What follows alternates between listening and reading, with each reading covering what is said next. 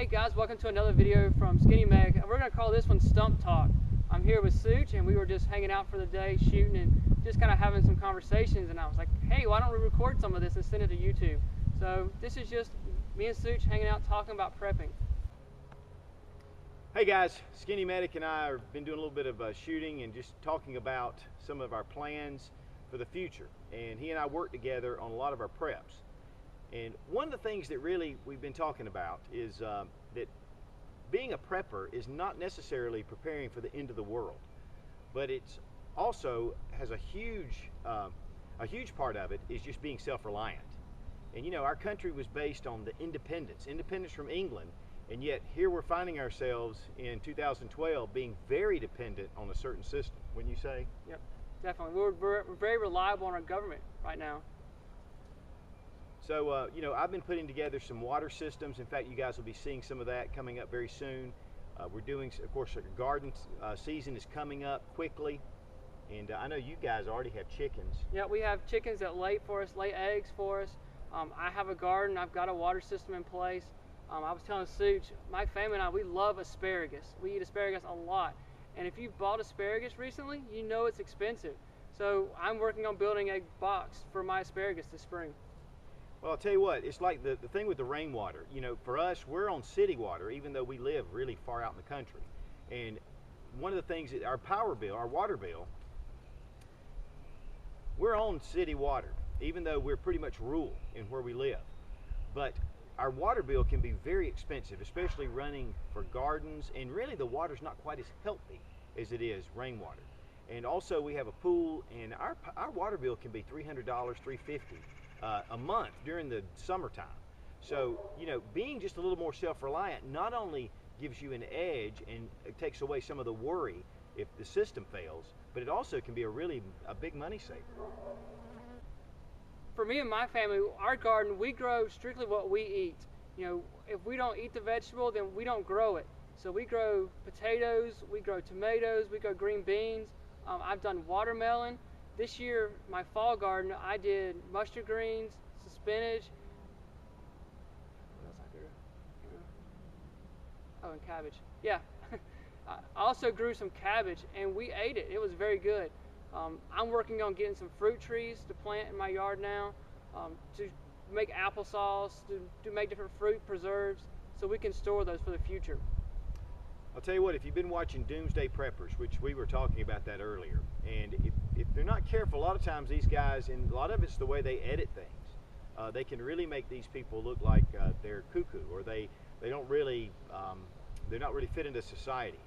But honestly, I'm not necessarily preparing for necessarily a doomsday, but I think that there are so many different variables out there, whether it is an EMP, an economic meltdown, or even an environmental type disaster. You know, just having those bases covered, food, water, medical, and being able to protect those things that you prepared for, to me is just a no-brainer. And you don't have to be consumed with it, but I think you definitely need to be motivated. You know, my video I did of why I'm a prepper, you know, I'm not planning, like you said, for the big doomsday thing, but it's just what may happen. You know, here, if we have a snowfall, everything shuts down. Philo closes, everything shuts down if we have a snow here. So last year when we had our big snow here, the shelves were empty because a lot of our food comes from Atlanta and nobody could get food. So just being prepared for that is a first step in getting prepared. You know, I'm finding more and more that a lot of people are coming to us that have never talked about prepping before and are now asking about it. And a lot of people are concerned. And that in itself can really cause a problem if there is a panic, because people are looking that possibly something could happen.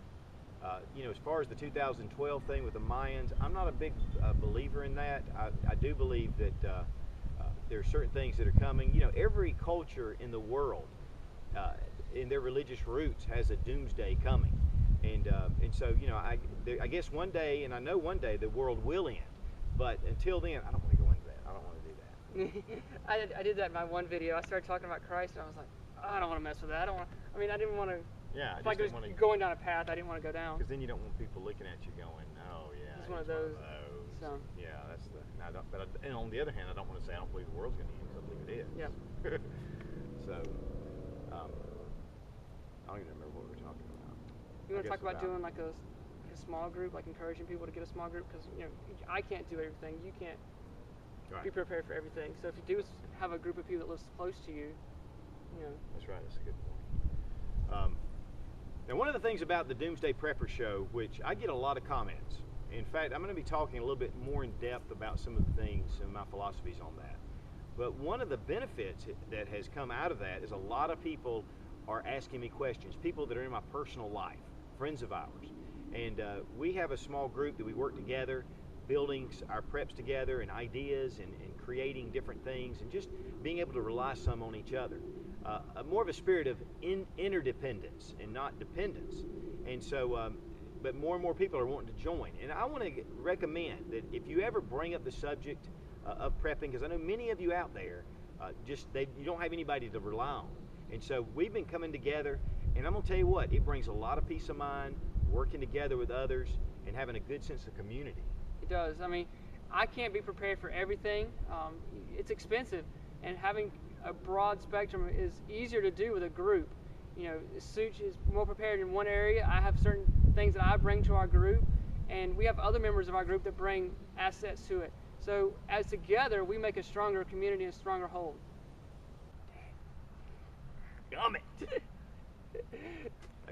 here we go. Take 400. You guys, Skinny Medic and I have been buds for a long time, and we have worked on some earlier videos, and I really would encourage you to check them out. But he and I have also spoke at a number of conferences. He comes to a lot of our conferences and speaks on, he's an EMT and does a lot of talk on first responder type stuff, and which is really excellent.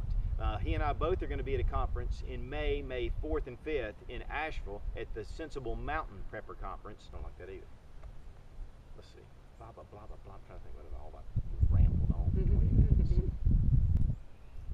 Cool. The good thing is we got a whole lot of good outtakes. Yeah, you did. And as always, thanks for watching. Please subscribe for more fun gun reviews and sensible survival. God bless America. Long live the Republic.